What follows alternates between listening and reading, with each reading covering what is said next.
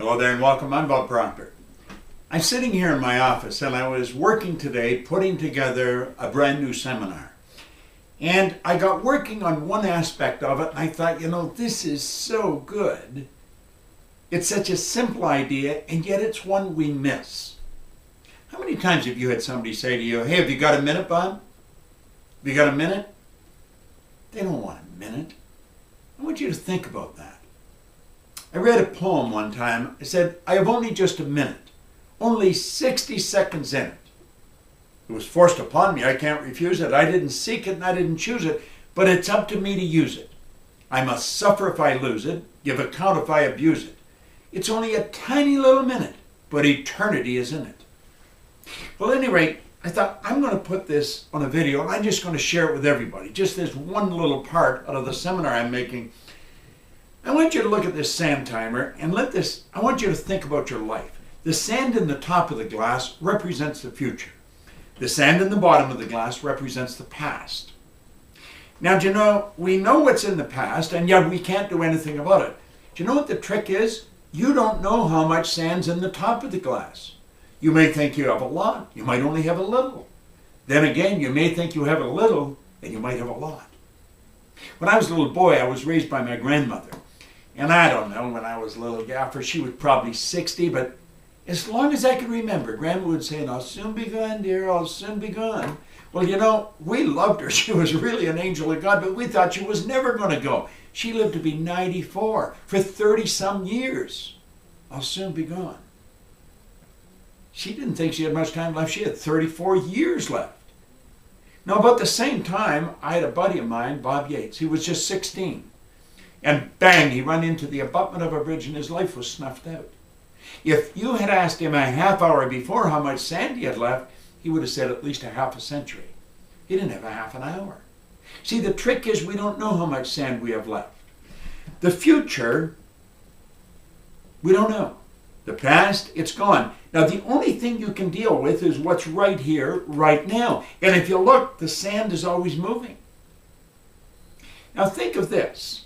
You see, I was working on that, and then I was working on a graph I've got here on my computer, and I'm thinking of the time somebody said, hey, have you got a minute? Well, they don't really want a minute. Do you know if you're earning $50,000 a year, a minute's 42 cents? A half hour is $12.50. If we take that ahead a bit, if you're earning $80,000 a year, a minute's 67 cents. Half hour is $20. If you're earning $150,000 a year, got a minute? It costs you $1.25 a minute. A half hour is $37.50. So you see, if somebody said, you want to stop for a cup of coffee? Well, if you're earning $250,000 a year, a minute is $2.08. Half hour is $62.50.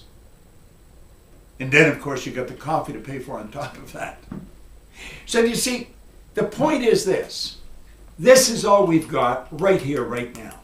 We don't know how much we have left in the future, but we do know what we've got now.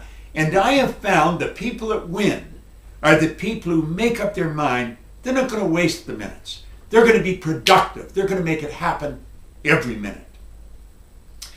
Earl Nightingale was a mentor of mine. And I asked him one time, I said, Earl, how did you learn to master time management? He looked at me and he said, what are you talking about? He said, I've never mastered time management. Nobody masters time management. Time can't be managed. He said, I merely manage activities. And he took a card. He said, I carry this in my pocket.